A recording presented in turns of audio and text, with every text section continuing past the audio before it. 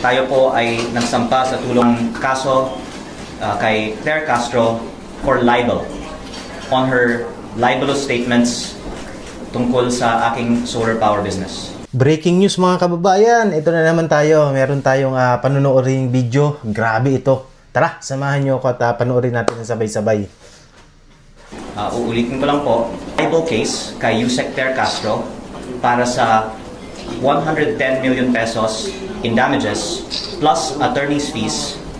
Ito po ay civil case at hindi criminal case dahil hindi ko naman po nais na masaktan si Yusek Claire Castro.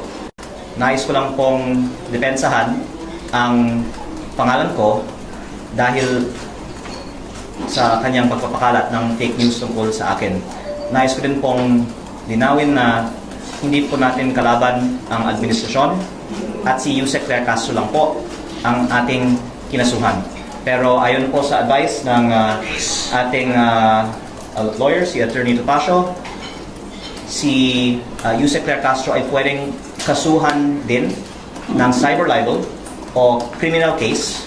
Pero dahil ayaw natin masaktan si Yusek Claire Castro, 110 million pesos in damages na lang po ang sinampahan po natin sa kanya at ayaw natin siyang makulong pa. At pag-aaralan natin po ang ating mga susunod na mga hakbang pa sa kanya at sa ibang mga nagpapakalat ng fake news tungkol sa iba't ibang mga issue na nakikita naman po ng taong bayan ay nagpapalihis lang ng usapan mula sa tunay na issue ng korupsyon sa DPWH dahil si Yusek Claire Castro po kasi ay nagsimula ng kanyang mga vlog episodes tungkol sa akin, baka mga 15 na po ang kanyang mga episodes tungkol sa akin, tungkol sa kung ano-anong mga issue. Nung una, tungkol sa Cabral Files, tapos yung prangkisa na sinabi niyang binenta ko na hindi ko naman binenta, tapos yung ibang mga kontrata sa DOE na hindi naman na po sa akin, at kagabi nga po, hindi lang isa, dalawa ang kanyang episodes sa kanyang vlog tungkol sa akin. In fact, in some ways, nakakatuwa na she cares so much about me na ang dami na niya pong content tungkol sa akin. Pero sana naman po, purihin niya ako, huwag niya akong i-criticize dahil lahat naman po tayo ay para sa good governance at laban sa korupsyon. Sana, katulad ng mga iba na kakampi din natin laban sa korupsyon, magtulungan na lang po tayo para ma-achieve ang mga layunin ng administrasyon na wakasan ng korupsyon sa DPWH.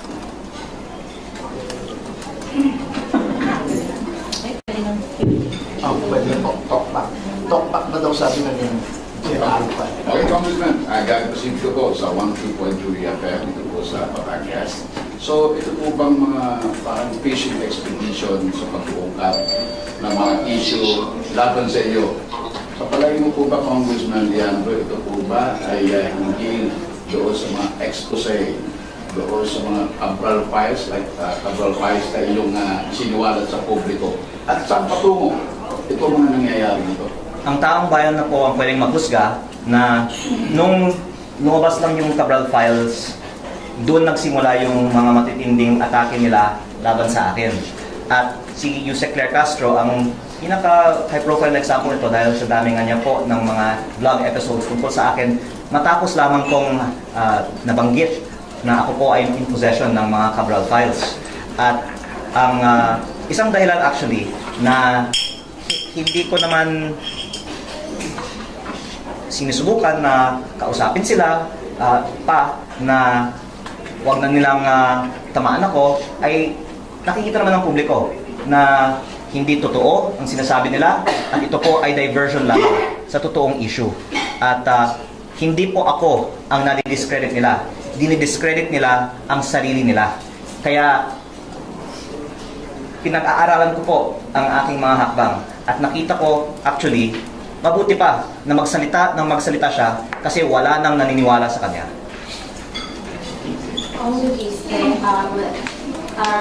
Nag-release na po ng UCC si Yusek Claire Castro, and this is the exact quote. Inamin ni Kong Leviste na he is not the owner of solar para sa bayan anymore.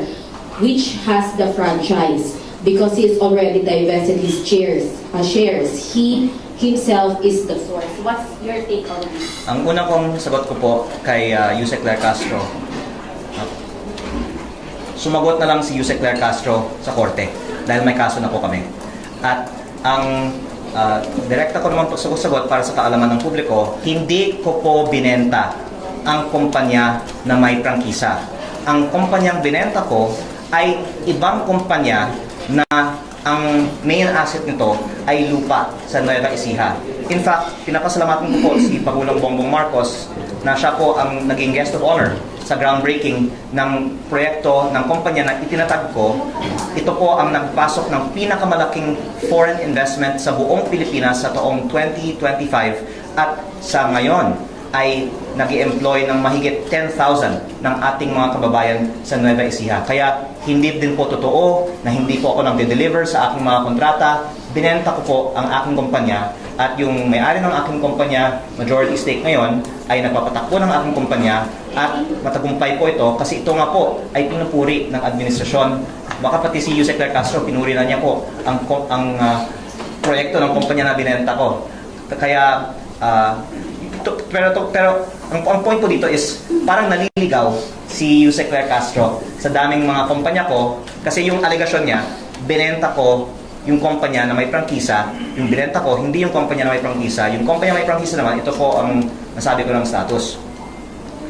Ito po ay inaprubahan sa 2019 at may dalawa pong probisyon ang prangkisa. Una, para mag-operate, kailangan ng implementing rules and regulations.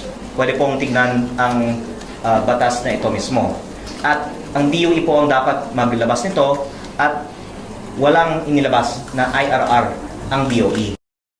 Pangalawa, ang franchise na nakalagay naman na kung hindi mag-operate for 2 years, ito po ay ipso facto revoked. Ano, attorney, ang ibig sabihin ng ipso facto revoked? By its very fact, automatically. Okay.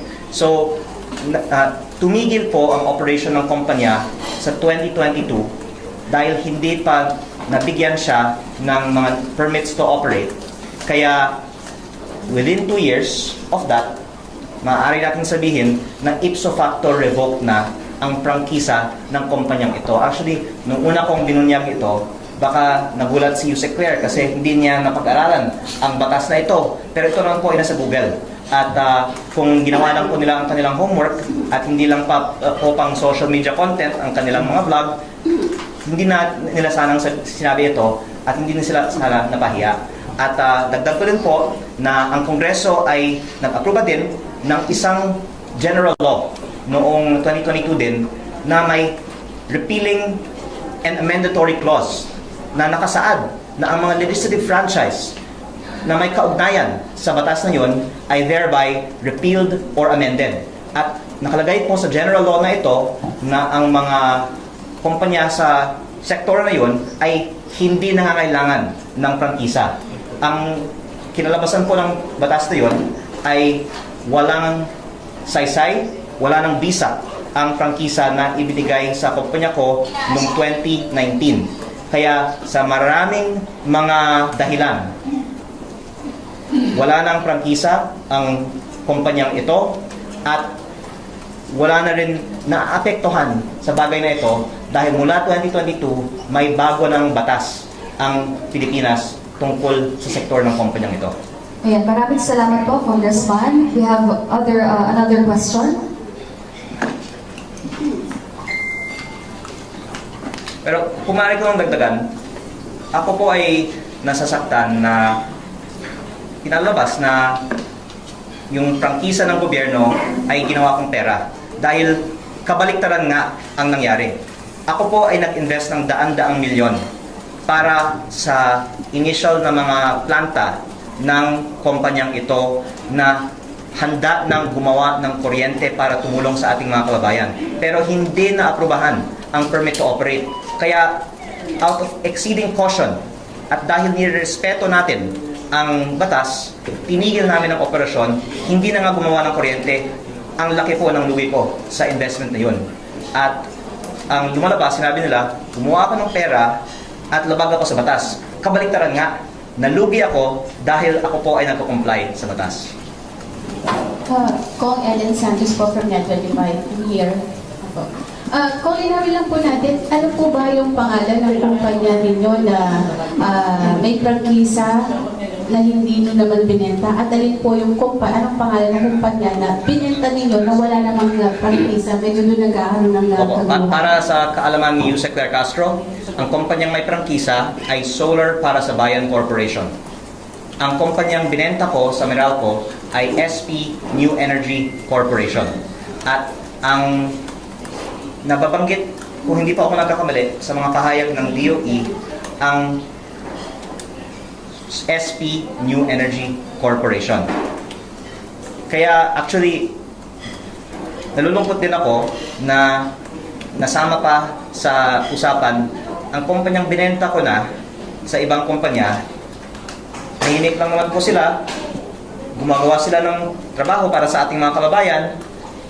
Pinakamalaking foreign investment nga po ng ating bansa ay nasa kumpanyang binenta ko. At ito nga po ay pinuri ni Pangulong Bongbong Marcos sa November 2024 sa groundbreaking. Tapos dahil hindi nag-research si Yusek Claire, biglang kinontra pa niya ang pagpuri ni Pangulong Bongbong Marcos sa proyekto ng kumpanyang itinatag ko. At ang pinaka masamang consequence nito ay baka mag-isip na ang mga investor, lalo na mga dayuhan, na hindi naman kailangan mag-invest sa Pilipinas. Bakit pa ako mag-invest sa bansang ito kung maaari akong maging content ng vlog ng Yusek? Kaya ito po ay actually magbibigay ng chilling effect para sa mga investor sa power sector at ng mga foreign investors. Dahil ang dahilan na hindi ko po naituloy ang ibang mga proyekto ko na wala akong nakuhang kahit piso mula sa gobyerno, pero hindi ko lang itinuloy ang pagpatatayo ng mga private projects ko ay dahil nga sa hirap sa pagkuha ng mga approvals ng gobyerno. At ito din po ay dahilan na may perception ang mga investor na mahirap magnegosyo sa Pilipinas dahil ang mga negosyante ay ginigipit ng gobyerno. At ang lumalabas, ayoko naman pong maghusga tungkol sa mga polisiya ng ibang mga ahensya ng gobyerno, pero napapatunayan ngayon na kung ikaw ay kahit matinong investor sa Pilipinas, ginigipit ka ng PCO Undersecretary na si Claire Castro. Kaya ang hiling ko na lang po kay Yusek Claire Castro, ang vlog niya ngayong gabi ay patungkol sa paano natin itaas ang foreign direct investment sa ating bansa at paano natin ayusin ang peso to dollar na ngayon ay almost 50 centavos to $1. Kung nabanggit ko kanina yung sa DOE, ano po, sabi ng DOE Secretary, ginughosting nyo daw sila doon sa 24 billion pesos na fine na ipinataw sa inyong kumpanya. Well, in fact, sa nabanggit nyo po kanina, parang kayo pa yung nalugi. Opo. At gusto ko lang pong linawin kasi baka akala ng iba, ito ay parang DPWH contract na binayaran ako tapos hindi ko tinapos. Yun pong ibig sabihin ng ghost. Wala po akong kahit piso na natanggap mula sa gobyerno. Ito po ay parang nagtatayo ka ng subdivision o shopping center. Tapos hindi mo ituloy kasi hindi ka nakakuha ng mga permit to operate. At ang mga sinasabi din na ito ay nagresulta sa pagtaas ng presyo ng kuryente ay kabaliktaran din. Unang-una, pwede yung i-research at pwedeng talakayin sa ibang araw. Ako po ang nagtaguyod ng mas mababang mga presyo sa power industry. Kaya maraming ang mga nagalit na pinakababa ko ang presyo. Kaya ang mga may gusto ng mataas na presyo ay may gusto din na hindi matuloy ang ibang mga proyekto ko.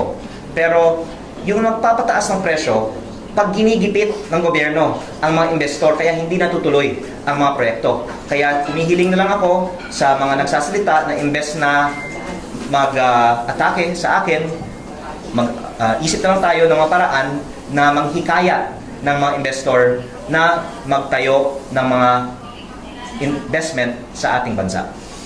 Alright, so mga kabayan, maraming salamat sa inyong panonood. And for more videos and more reactions like this sa mga kaganapan ng ating bansa, please subscribe our YouTube channel.